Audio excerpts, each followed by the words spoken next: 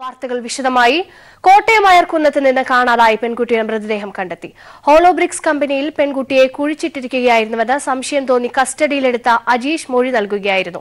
ഇതിന്റെ അടിസ്ഥാനത്തിൽ പോലീസ് നടത്തിയ തിരച്ചിലിലാണ് മൃതദേഹം കണ്ടെത്തിയത്. വിവരങ്ങളുമായി പ്രശാന്ത് ചേരുകയാണ്. പ്രശാന്ത്, ഈ വാർത്തയുടെ വിശദാംശങ്ങൾ എന്താണ്? രേഷ്മ, അയർക്കുന്നം സ്വദേശിയായ 15-കാരിയെ വ്യാഴാഴ്ചയാണ് വീട്ടിൽ നിന്ന് കാണാതായത്. മൃതദേഹം കണ്ടെത്തിയ സ്ഥാപനത്തിലെ ഡ്രൈവറും മാലം സ്വദേശിയുമായ അജീഷിന്റെ ഫോൺ കോളാണ് ഏറ്റവും ഒടുവിൽ ലഭിച്ചത്. ഇത് സംബന്ധിച്ച് ബന്ധുക്കൾ പോലീസിനെ അറിയിച്ചതോടെ അജീഷിനെ കസ്റ്റഡിയിലെടുത്ത് ചോദ്യം ചെയ്യുകയായിരുന്നു. ഒടുവിൽ കൊലപാതകം നടത്തിയ മൃതദേഹം വാഴക്കൂട്ടത്തിൽ ഉപേക്ഷിച്ച അജീഷ് പോലീസിനോട് സമ്മതിച്ചു. അതായത് മാനഭംഗ ശ്രമത്തിനിടെയാണ് കൊലപാതകം എന്ന വിവരം കൂടി അല്ലെങ്കിൽ എന്ന വെളിപ്പെടുത്തൽ കൂടി പ്രതിയുടെ ഭാഗത്തുനിന്നുണ്ടായതായിട്ടാണ് പോലീസ് വ്യക്തമാക്കുന്നത്. തുടർന്ന് ഓർമ്മയ്ക്കലിലെ ഹോളോബ്രിക്സ് കമ്പനിക്ക് സമീപത്തെ പുരയിടത്തിലെ വാഴക്കൂട്ടത്തിനിടയിൽ നിന്നും പോലീസ് എത്തിയ മൃതദേഹം കണ്ടെടുക്കുകയായിരുന്നു.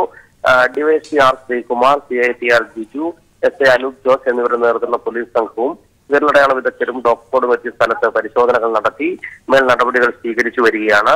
ഈ നടപടിക്രമങ്ങളെല്ലാം തന്നെ പൂർത്തീകരിച്ചതിനു ശേഷം മൃതദേഹം കോട്ടയം മെഡിക്കൽ കോളേജിലേക്ക് പോസ്റ്റ്മോർട്ടത്തിനായി കൊണ്ടുപോകും.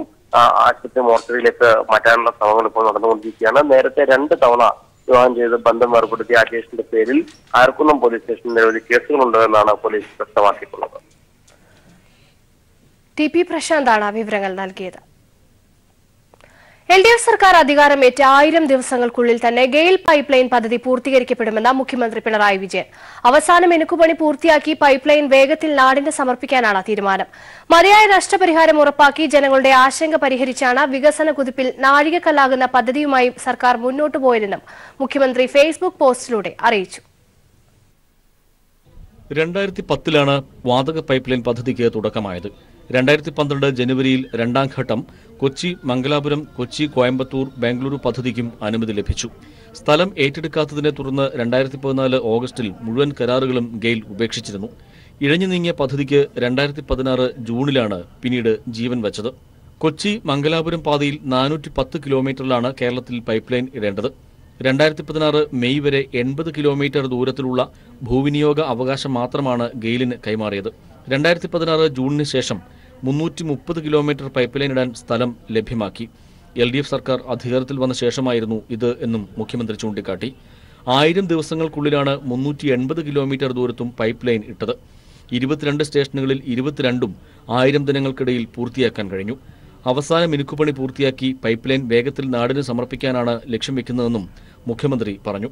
കൊച്ചി മംഗലാപുരം പാതയിൽ കൂറ്റനാട് വച്ച് കോയമ്പത്തൂർ ബാംഗ്ലൂർ പാതയിലേക്കുള്ള പൈപ്പ് ലൈൻ ആരംഭിക്കും.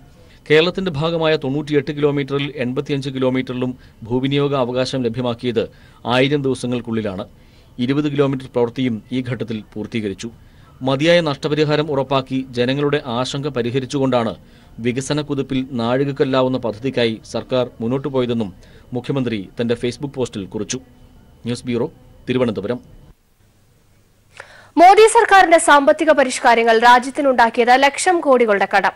കഴിഞ്ഞ 4.5 വർഷക്കാലം കൊണ്ട് 27 ലക്ഷം കോടി രൂപയുടെ കടം കേന്ദ്ര സർക്കാരിനുണ്ടായതായി കേന്ദ്ര ധനമന്ത്രാലയം. 49% സർക്കാരിന്റെ കടം വർദ്ധിച്ചത്. പൊതുകടം, ആഭ്യന്തര കടം എന്നിവയിലും വൻ വർധനവുണ്ടായതായും ധനമന്ത്രാലയം വെള്ളിയാഴ്ച പുറത്തുവിട്ട റിപ്പോർട്ടിൽ പറയുന്നു.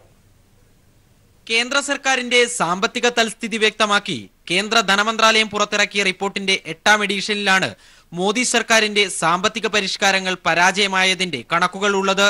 ഭരിച്ച 4.5 വർഷം കൊണ്ട് 27 ലക്ഷം കോടി രൂപയുടെ കടം മോദി സർക്കാർ രാജ്യത്തിന് ഉണ്ടാക്കി.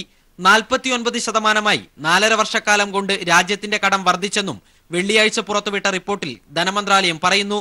2014 54,90,763 കോടി രൂപയായിരുന്നു സർക്കാരിന്റെ കടം. ഇത് 2018 സെപ്റ്റംബർ ആയപ്പോഴേക്കും 27 ലക്ഷം കോടി രൂപ വർദ്ധിച്ച് 82,03,253 കോടി രൂപയായി. പൊതുകടത്തിന്റെ കാര്യത്തിലും വർധനവാണ് രേഖപ്പെടുത്തിയിരിക്കുന്നത്. പൊതുകടം 51.7% വർദ്ധിച്ച് 48 ലക്ഷം കോടിയിൽ നിന്നും 73 ലക്ഷം കോടിയായി ഉയർന്നു. ആഭ്യന്തര കടമാകട്ടെ 54% വർദ്ധിച്ച് 68 ലക്ഷം കോടിയിലുമെത്തി. 2010-11 സാമ്പത്തിക വർഷം മുതലാണ് സാമ്പത്തിക തൽസ്ഥിതി വ്യക്തമാക്കി കേന്ദ്ര സർക്കാരുകൾ റിപ്പോർട്ടുകൾ പരസ്യപ്പെടുത്താൻ തുടങ്ങിയത്. കേന്ദ്ര സർക്കാർ പുറത്തുവിട്ട രേഖ തന്നെ കേന്ദ്ര സർക്കാരിന്റെ സാമ്പത്തിക പരിഷ്കാരങ്ങൾ പരാജയമെന്നാണ് സാക്ഷ്യപ്പെടുത്തുന്നത്. നോട്ട് നിരോധനം, GST, ഡിജിറ്റൽ എക്കണോമി തുടങ്ങിയ കേന്ദ്ര സർക്കാർ ആശയങ്ങൾ രാജ്യത്തിന്റെ സാമ്പത്തിക ഭദ്രത ഉറപ്പുവരുത്തിയതിൽ യാതൊരു പങ്കും വഹിച്ചിട്ടില്ലെന്നു കൂടിയാണ് ഈ കണക്കുകളിലൂടെ വ്യക്തമാകുന്നത്. News bureau, Delhi. ബിജെപിക്കെതിരെ പശ്ചിമബംഗാളിൽ മുഖ്യമന്ത്രി മമതാ ബാനർജിയുടെ നേതൃത്വത്തിൽ ഒരു വിഭാഗം പ്രതിപക്ഷ പാർട്ടികളുടെ വൻ റാലി. 14 പ്രതിപക്ഷ പാർട്ടികൾ റാലിയിൽ പങ്കെടുത്തു. രാഹുൽ ഗാന്ധി, മായാവതി, ഇടതുപാർട്ടി നേതാക്കളും വിട്ടുനിന്നു. അതേസമയം റാലിയെ പരിഹസിച്ച് പ്രധാനമന്ത്രി നരേന്ദ്രമോദി രംഗത്തെത്തി. ഒരു MLA മാത്രമുള്ള പാർട്ടികൾക്ക് പോലും രാജ്യം ഭരിക്കണമെന്നാണ് ആഗ്രഹമെന്നും മോദി വിമർശിച്ചു. പൊതുതെരഞ്ഞെടുപ്പിന് മാസങ്ങൾ മാത്രം അവശേഷിക്കുകയാണ് മമതാ ബാനർജിയുടെ നേതൃത്വത്തിൽ കൽക്കട്ടയിൽ പ്രതിപക്ഷ പാർട്ടികളുടെ റാലി അരങ്ങേറിയത്.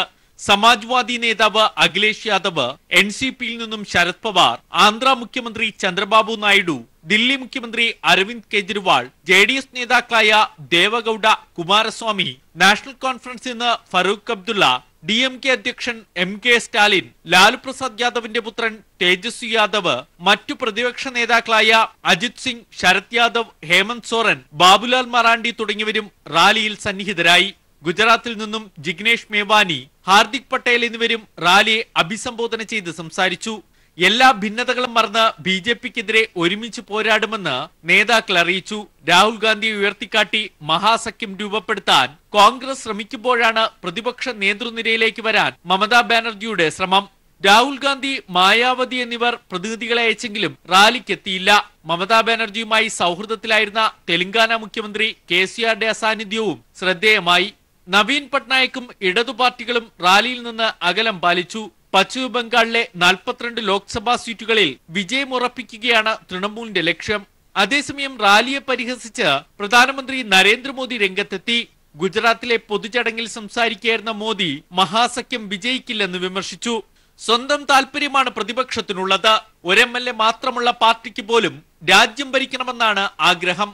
മോദിയുടെ ഭരണം അഴിമതി ഭരണമെന്ന് പ്രതിപക്ഷവും തിരിച്ചടിച്ചു. News bureau, Delhi.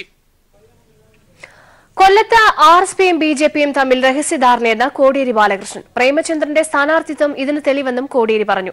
ആലപ്പാട്ടെ ജനങ്ങൾക്കൊപ്പമാണ് സർക്കാരെന്നും കോടിയേരി വ്യക്തമാക്കി. ഞങ്ങൾ ഇടതുപക്ഷ മുന്നണി സ്ഥാനാർത്ഥികളെ സംബന്ധിച്ച് സീറ്റ് വിഭജനം പൂർത്തിയായിട്ടില്ല. ഇടതുപക്ഷ മുന്നണി തീരുമാനമായതിനു ശേഷം മാത്രമേ ഞങ്ങൾ സ്ഥാനാർത്ഥികളെക്കുറിച്ച് CPM ആലോചിക്കുള്ളൂ. ഇപ്പോഴേ ഇവിടെ ഒരു സീറ്റിലേക്ക് സ്ഥാനാർത്ഥിയെ പ്രഖ്യാപിച്ചിട്ടുണ്ട്. അത് UDFന്റെ പ്രഖ്യാപനമല്ല. UDF ഇതുവരെ ഒരു സ്ഥാനാർത്ഥിയെയും പ്രഖ്യാപിച്ചിട്ടില്ല. പക്ഷേ ഇവിടെ കൊല്ലം സീറ്റിൽ ഒരു സ്ഥാനാർത്ഥിയെ പ്രഖ്യാപിച്ചു കഴിഞ്ഞു. അത് BJPയുമായിട്ട് RSP ഉണ്ടാക്കിയ ധാരണ പ്രകാരമാണ് ആ പ്രഖ്യാപനം വന്നിട്ടുള്ളത്. BJPയും പ്രേമചന്ദ്രനും തമ്മിൽ ഒരു രഹസ്യധാരണയുണ്ട്. ആ രഹസ്യധാരണ അരക്കിട്ട് ഉറപ്പിക്കുകയാണ് ഇപ്പോൾ ഇത് ചെയ്തിട്ടുള്ളത്. അല്ലെങ്കിൽ UDF അല്ലേ പ്രഖ്യാപിക്കേണ്ടത്? UDFന് അനുമതിയുണ്ടോ ഈ പ്രഖ്യാപനത്തിന്? അപ്പോൾ അത് അവർ തമ്മിൽ നടക്കുന്ന ചില അന്തർനാടകങ്ങളുടെ ഭാഗമാണ് ആ പ്രഖ്യാപനം. കൊല്ലത്ത് NK പ്രേമചന്ദ്രൻ തന്നെ UDF സ്ഥാനാർത്ഥിയെന്ന് രമേശ് ചെന്നിത്തല. UDFുമായി ആലോചിച്ചാണ് RSP സ്ഥാനാർത്ഥിയെ പ്രഖ്യാപിച്ചത്. RSP സ്ഥാനാർത്ഥിയെ നേരത്തെ പ്രഖ്യാപിച്ചതിൽ തെറ്റില്ല. കൊല്ലം സീറ്റ് RSPയുടേതാണെന്ന് എല്ലാവർക്കും അറിയാമെന്നും ചെന്നിത്തല പറഞ്ഞു. UDF ആയിട്ടൊക്കെ ആലോചിച്ചത് തന്നെയാണ്, അതിനകത്തൊന്നും ഒരു സംശയവുമില്ല. കൊല്ലത്തെ പ്രേമേന്ദ്രൻ തന്നെയാണ് സ്ഥാനാർത്ഥി എന്നുള്ളത് RSP പറഞ്ഞതിനകത്ത് ഒരു തെറ്റുമില്ല. പക്ഷെ എല്ലാവർക്കും അറിയാവുന്ന ഒരു കാര്യമുണ്ട്, കൊല്ലത്ത് അവർക്കൊരു സീറ്റ് ഉണ്ടായിരുന്നതാണ്. കഴിഞ്ഞാണ് UDF കൊല്ലത്ത് കോൺഗ്രസിന്റെ കയ്യിൽ നിന്ന് സീറ്റ് അവർക്ക് കൊടുത്തതാണ്. അതെല്ലാവർക്കും അറിയാവുന്ന ഒരു ധാരണയാണ്. പ്രഖ്യാപിക്കുന്ന അവസാനമേ ഉള്ളൂ, ധാരണ എല്ലാവർക്കും ഉണ്ട്. ശബരിമലയിലെ യുവതികളുടെ പ്രവേശനം സംബന്ധിച്ച് സുപ്രീം കോടതിയിൽ നൽകിയ പട്ടികയിൽ സർക്കാരിന് ആശയക്കുഴപ്പമില്ലെന്ന് ദേവസ്വം മന്ത്രി കടകംപള്ളി സുരേന്ദ്രൻ. തിരുവനന്തപുരത്ത് മാധ്യമങ്ങളുടെ ചോദ്യങ്ങൾക്ക് മറുപടിയായാണ് മന്ത്രി പ്രതികരിച്ചത്. ഞങ്ങൾക്കൊരു ആശയക്കുഴപ്പമില്ല, കാര്യം ഞങ്ങളെല്ലാം ലിസ്റ്റ് കൊടുത്തു.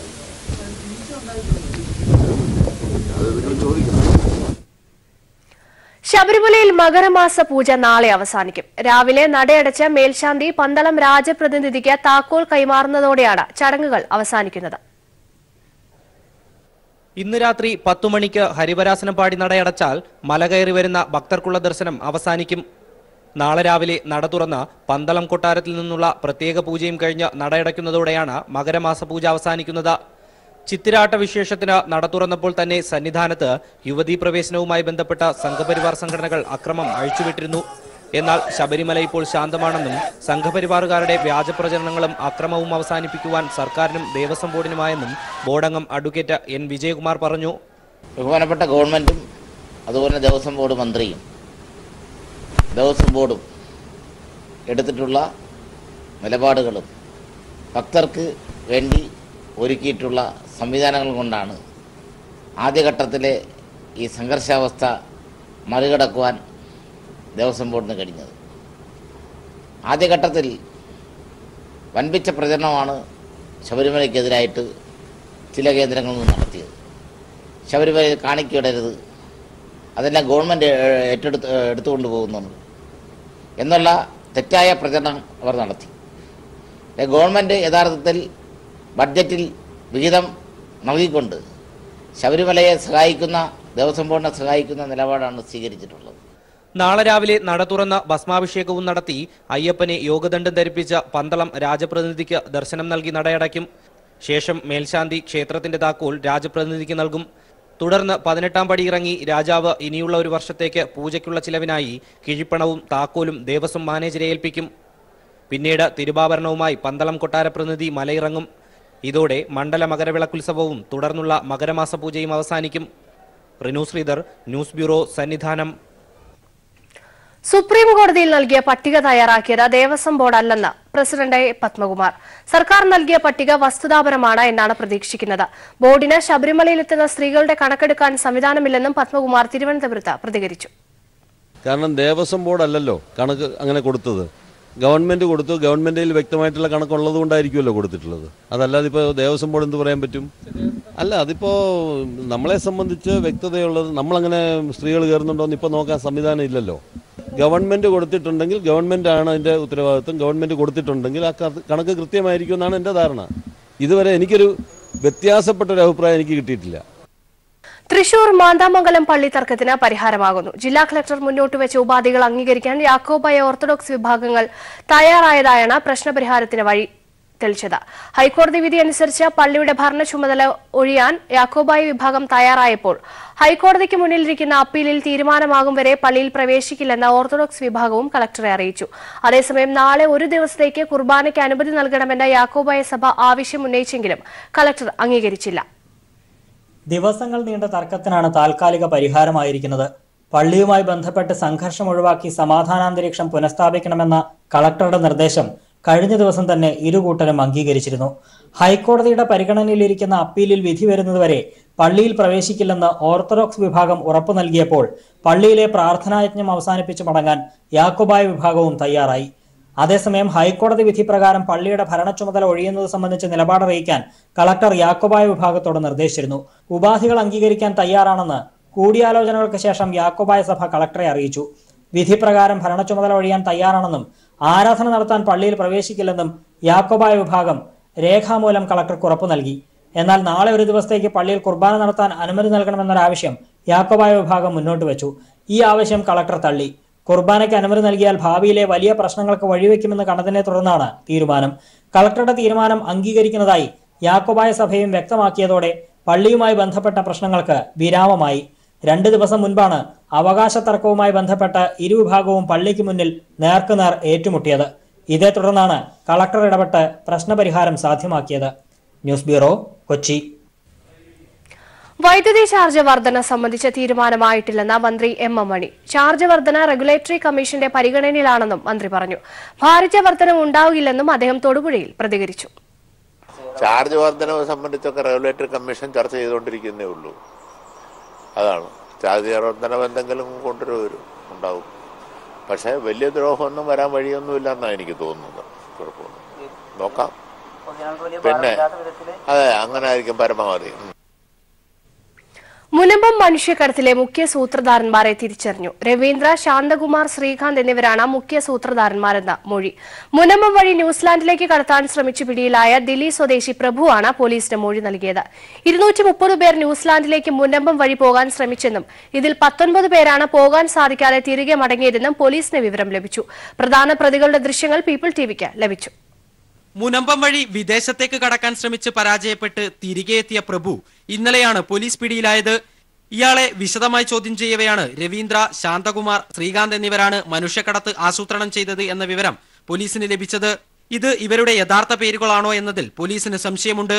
ഇവർ 3 പേരും വിവിധ സംസ്ഥാനങ്ങളിൽ ക്രിമിനൽ പ്രവർത്തനങ്ങളിൽ ഏർപ്പെട്ടവരാണെന്ന് പീപ്പിൾ ടിവി നടത്തിയ അന്വേഷണത്തിൽ ബോധ്യമായി. 230 പേർ മുനമ്പം വഴി ജനുവരി 12-ന് പുലർച്ചെ ന്യൂസിലാൻഡിലേക്ക് പോകാൻ തയ്യാറായി നിന്നു.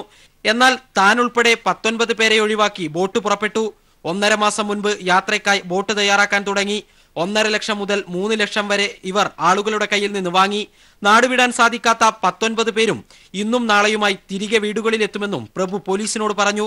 അതേസമയം പ്രഭു നടത്തിയ വിമാനയാത്രകൾ ദുരൂഹമെന്ന് പോലീസ് കരുതുന്നുണ്ട്. ഇന്ന് രാവിലെയോടെയാണ് പ്രഭുവിനെ ദില്ലിയിൽ നിന്നും പോലീസ് കേരളത്തിലെത്തിച്ചത്. കൂടുതൽ ചോദ്യം ചെയ്യലിനായി കോടതിയിൽ ഹാജരാക്കി കസ്റ്റഡിയിൽ വാങ്ങാനാണ് പോലീസ് തീരുമാനം. മുനമ്പം വഴി വിദേശത്തേക്ക് കടക്കാൻ ശ്രമിച്ച ദില്ലി സ്വദേശിയുടെ അറസ്റ്റോടെ മനുഷ്യക്കടത്തിന് പിന്നിലെ ദില്ലി ബന്ധങ്ങളുടെ ചുരുളഴിയുമെന്നാണ് കേരള പോലീസിന്റെ പ്രതീക്ഷ. ദില്ലി അംബേദ്കർ നഗർ പോലീസ് സ്റ്റേഷന് മുന്നിൽ നിന്നും ക്യാമറാമാൻ ശൈലേഷ് കല്ലായിക്കൊപ്പം Sarath K Sasi, news bureau, Delhi. Bishop Franco മുളയ്ക്കലിനെതിരായ ബലാത്സംഗ കേസിൽ സാക്ഷികളായ തങ്ങൾക്ക് നിരന്തര ഭീഷണിയുണ്ടെന്ന് ചൂണ്ടിക്കാട്ടി കുറവിലങ്ങാട്ടെ 4 കന്യാസ്ത്രീകൾ മുഖ്യമന്ത്രി പിണറായി വിജയന് കത്ത് നൽകി. കേസ് അട്ടിമറിക്കാൻ ബിഷപ്പ് ശ്രമിക്കുന്നതായി കത്തിൽ പറയുന്നു. തങ്ങളുടെ സ്ഥലമാറ്റം തടയാൻ മുഖ്യമന്ത്രി ഇടപെടണമെന്നും കന്യാസ്ത്രീകൾ കത്തിലൂടെ ആവശ്യപ്പെട്ടു. കുറവിലങ്ങാട് മഠത്തിലെ കന്യാസ്ത്രീകളായ അനുപമ, ജോസഫിൻ, ആൽഫി, ആൻസിറ്റ എന്നിവരാണ് മുഖ്യമന്ത്രിക്ക് കത്തയച്ചത്. കുറവിലങ്ങാട് മഠത്തിൽ നിന്ന് തങ്ങളെ സ്ഥലം മാറ്റിയത് സമ്മർദ്ദത്തിലാക്കാനാണെന്ന് കന്യാസ്ത്രീകൾ കത്തിൽ പറയുന്നു. കേസിന്റെ കാലാവധി തീരും വരെ കുറവിലങ്ങാട്ട് തുടരാൻ അനുവദിക്കണമെന്നും കന്യാസ്ത്രീകൾ ആവശ്യപ്പെട്ടു. സാക്ഷികളായ തങ്ങൾക്ക് നിരന്തര ഭീഷണിയുണ്ടെന്നും കന്യാസ്ത്രീകൾ മുഖ്യമന്ത്രിയെ അറിയിച്ചു. ബലാത്സംഗത്തിനിരയായ കന്യാസ്ത്രീയെ സഹായിക്കുക മാത്രമാണ് തങ്ങൾ ചെയ്ത കുറ്റം. നിയമത്തിന്റെ പഴുതിലൂടെ രക്ഷപ്പെടാൻ ബിഷപ്പ് ശ്രമിക്കുകയാണെന്നും കന്യാസ്ത്രീകൾ കത്തിൽ പറയുന്നു. സ്ഥലം മാറ്റിക്കൊണ്ടുള്ള മദർ സുപ്പീരിയറിന്റെ ഉത്തരവ് കഴിഞ്ഞ ദിവസമാണ് ലഭിച്ചത്. ബിഷപ്പിന്റെ താളത്തിനൊത്ത് തുള്ളുന്നയാളാണ് മദർ സുപ്പീരിയർ എന്നും കന്യാസ്ത്രീകൾ പറഞ്ഞു. ബലാത്സംഗത്തിനിരയായ കന്യാസ്ത്രീയും മുഖ്യമന്ത്രിക്ക് പരാതി നൽകിയിട്ടുണ്ട്. കന്യാസ്ത്രീയെ പീഡിപ്പിച്ചെന്ന പരാതിയിൽ ബിഷപ്പ് ഫ്രാങ്കോ മുളയ്ക്കലിനെതിരായി സമരം നടത്തിയ കന്യാസ്ത്രീകളെ സ്ഥലം മാറ്റിക്കൊണ്ട് missionaries of Jesus mother general ഉത്തരവിറക്കിയിരുന്നു. സമരം നടത്തിയ 5 കന്യാസ്ത്രീകളെയും വെവ്വേറെ സ്ഥലങ്ങളിലേക്കാണ് മാറ്റിയത്. ഇത് പ്രതികാര നടപടിയാണെന്ന് കന്യാസ്ത്രീകൾ വ്യക്തമാക്കിയിരുന്നു. എന്നാൽ ബിഷപ്പിനെതിരെ കന്യാസ്ത്രീകൾ പരസ്യ സമരത്തിനിറങ്ങിയത് സഭാചട്ടങ്ങളുടെ ലംഘനമാണെന്നും സഭാ നിയമങ്ങൾ അനുസരിച്ച് ജീവിക്കാൻ കന്യാസ്ത്രീകൾക്ക് ബാധ്യതയുണ്ടെന്നുമാണ് സ്ഥലം മാറ്റിക്കൊണ്ടുള്ള ഉത്തരവിൽ പറയുന്ന ന്യായം. News bureau, Kochi. Idukki Naduppara estate ഇരട്ട കൊലപാതക കേസിൽ പ്രതിയുടെ മൊഴി പുറത്ത്. മോഷണശ്രമത്തിനിടെയാണ് റിസോർട്ട് ഉടമ ജേക്കബ് വർഗീസിനെയും സഹായി മുത്തയെയും കൊലപ്പെടുത്തിയത്. മോഷ്ടിച്ച 146 കിലോ ഏലയ്ക്ക വിറ്റതിലൂടെ 1,80,000 രൂപ ലഭിച്ചെന്നും ഇതുമായാണ് രക്ഷപ്പെട്ടതെന്നും പ്രതി ബോബിൻ മൊഴി നൽകി. പോലീസ് എത്തിയെന്ന വിവരം ലഭിച്ചതോടെയാണ് തമിഴ്നാട്ടിലേക്ക് പോയതെന്നും 9 കിലോമീറ്റർ കാട്ടിലൂടെ നടന്നായിരുന്നു യാത്രയെന്നും മൊഴിയിലുണ്ട്. മധുരയിൽ 2 ദിവസം തങ്ങിയതായും പ്രതി മൊഴി നൽകി. ബോബിൻ മറ്റ് കേസുകളിലും പ്രതിയാണ്. എറണാകുളത്ത് വീട്ടമ്മയ്ക്ക് നേരെ മുളകുപൊടി എറിഞ്ഞ് മാല പൊട്ടിച്ച കേസ് നിലവിലുണ്ട്. പ്രതിയെ നടുപ്പാറ റിസോർട്ടിൽ എത്തിച്ച് തെളിവെടുപ്പ് നടത്തി. തിരുവല്ല പെരിങ്ങൽ വേങ്ങൽ പാടശേഖരത്ത് കീടനാശിനി തളിക്കുന്നതിനിടെ ദേഹാസ്വാസ്ഥ്യമുണ്ടായ 2 കർഷക തൊഴിലാളികൾ മരിച്ചു. കഴുപ്പിൽ കോളനി സനൽകുമാർ, മാങ്കളത്തിൽ മത്തായി ഈശോ എന്നിവരാണ് മരിച്ചത്. അമിത അളവിൽ കീടനാശിനി ഉപയോഗിച്ചതാണ് മരണകാരണം. വ്യാഴാഴ്ച വൈകിട്ടോടെയാണ് സംഭവം നടന്നത്. മരിച്ച സനൽകുമാറും 3 പേരും ചേർന്ന് മോട്ടോർ പമ്പ് ഉപയോഗിച്ച് കീടനാശിനി തളിക്കുന്നതിനിടെയാണ് ദേഹാസ്വാസ്ഥ്യമുണ്ടായത്. കീടനാശിനി പ്രയോഗം കണ്ടുകൊണ്ടിരുന്ന മാങ്കളത്തിൽ മത്തായി ഈശോയ്ക്കും ദേഹാസ്വാസ്ഥ്യമുണ്ടായി. തുടർന്ന് ഇവരെല്ലാം ചങ്ങനാശ്ശേരി താലൂക്ക് ആശുപത്രിയിൽ പ്രവേശിപ്പിച്ചു. ഇന്ന് പുലർച്ചെയോടെ സനൽകുമാറും മത്തായിയും മരിച്ചു. ഇരുവരുടെയും മൃതദേഹം പോസ്റ്റ്മോർട്ടത്തിനായി കോട്ടയം മെഡിക്കൽ കോളേജിലേക്ക് മാറ്റി. കാസർഗോഡിന്റെ സാംസ്കാരിക കൂട്ടായ്മ വീണ്ടും സജീവമാകുന്നു. ജില്ലാ ഭരണകൂടത്തിന്റെ നേതൃത്വത്തിൽ വിവിധ സംഘടനകളുടെ സഹകരണത്തോടെയാണ് നിരവധി കലാ സാംസ്കാരിക പരിപാടികൾ സംഘടിപ്പിക്കുന്നത്. കാസർഗോഡ് ജനകീയ കൂട്ടായ്മ ശക്തിപ്പെടുത്തുകയാണ് ഇതുകൊണ്ട് ലക്ഷ്യമിടുന്നത്. ഒരു കാലത്ത് സമ്പന്നമായിരുന്ന കാസർഗോഡിന്റെ സാംസ്കാരിക കൂട്ടായ്മ വീണ്ടെടുക്കുക എന്ന ലക്ഷ്യത്തോടെ രൂപം കൊണ്ടതാണ് ജില്ലാ collector doctor D Sajith Babu ചെയർമാനായുള്ള കാസർഗോഡ് തിയേറ്ററിക് സൊസൈറ്റി. കലാ സാംസ്കാരിക പ്രവർത്തകരാണ് ഇതിലെ അംഗങ്ങൾ. ഈ പുതുവർഷത്തെ കാസർഗോട്ടുകാർ വരവേറ്റത് നഗരസഭയുടെ ഓപ്പൺ തിയേറ്ററായ സന്ധ്യാരാഗത്തിൽ സംഘടിപ്പിച്ച വൈവിധ്യമാർന്ന കലാ സാംസ്കാരിക പരിപാടികളോടെയായിരുന്നു. വർഷങ്ങൾക്ക് ശേഷമായിരുന്നു ഇത്തരമൊരു പരിപാടി പുതുവർഷത്തിൽ സംഘടിപ്പിച്ചത്. തിയേറ്ററിക് സൊസൈറ്റിയുടെ പ്രവർത്തനം കാസർഗോഡിന്റെ കലാ സാംസ്കാരിക കൂട്ടായ്മയെ ശക്തിപ്പെടുത്തുമെന്ന അഭിപ്രായമാണ് സാംസ്കാരിക പ്രവർത്തകർക്കുള്ളത്. നമ്മുടെ ജില്ലാ കളക്ടറുടെ നേതൃത്വത്തിൽ കാസർഗോഡ് ജില്ലയിലെ കലാകാരന്മാരുടെ ഒരു സംഘടനയാണ് കാസർഗോഡ് തിയേറ്ററിക്സ് എന്നുള്ള പേരിൽ രൂപം കൊടുത്തിരിക്കുന്നത്. അപ്പോൾ ഈ സൊസൈറ്റിയുടെ കീഴിൽ ഈ പ്രദേശത്തുള്ള വിവിധ സംഘടനകൾ, കലാകാരന്മാരുടെ സംഘടനകൾ, മറ്റ് സംഘടനകൾ അവരെല്ലാം കൂടെ ചേർന്ന് ഈ എല്ലാ 2ാം ശനിയാഴ്ചകളിലും ഓരോ പരിപാടി അവതരിപ്പിക്കുകയാണ്. ഇതോടുകൂടിയിട്ട് കാസർഗോഡിൻ്റെ നഗരജീവിതം കുറച്ചുകൂടെ ഗംഭീരമായിട്ട് മുമ്പോട്ട് കൊണ്ടുവരാൻ കഴിയും. ജനജീവിതം കുറച്ചുകൂടെ നിർഭയമാവും. സൊസൈറ്റിയിൽ അംഗങ്ങളായ വിവിധ സാംസ്കാരിക സംഘടനകൾ എല്ലാ 2ാം ശനിയാഴ്ചകളിലും സന്ധ്യാരാഗം ഓഡിറ്റോറിയത്തിൽ കലാപരിപാടികൾ സംഘടിപ്പിച്ചു വരികയാണ്. നഗരങ്ങളിലെ വിവിധ റെസിഡൻസ് അസോസിയേഷനുകളുടെ പിന്തുണയും ഈ സംരംഭത്തിനുണ്ട്. ഇത്തരം പരിപാടികൾ കാസർകോട്ടെ ജനങ്ങളുടെ ഒരുമയും സൗഹൃദവും ശക്തിപ്പെടുത്തുമെന്ന പ്രതീക്ഷയിലാണ് സംഘാടകർ. News bureau, Kasaragod. പ്രാദേശിക കേബിൾ ടി വി ഓപ്പറേറ്റേഴ്സ് അഭിമുഖീകരിക്കുന്ന പ്രശ്നങ്ങൾക്ക് പരിഹാരം കാണാൻ ശ്രമിക്കുമെന്ന് വൈദ്യുതി വകുപ്പ് മന്ത്രി എം എം മണി. അടിമാലിയിൽ നടക്കുന്ന കേബിൾ ടി വി ഓപ്പറേറ്റേഴ്സ് സംസ്ഥാന സമ്മേളനം ഉദ്ഘാടനം ചെയ്ത് സംസാരിക്കുകയായിരുന്നു അദ്ദേഹം. സമ്മേളനത്തിന്റെ ഭാഗമായുള്ള റിപ്പോർട്ട് അവതരണത്തിനൊപ്പം വിവിധ കമ്മിറ്റികളുടെ തിരഞ്ഞെടുപ്പും നടന്നു. സിഒ സംസ്ഥാന president K Vijayakumar, general convener PS Sibi തുടങ്ങിയവർ സംസാരിച്ചു. സമ്മേളനം നാളെ അവസാനിക്കും.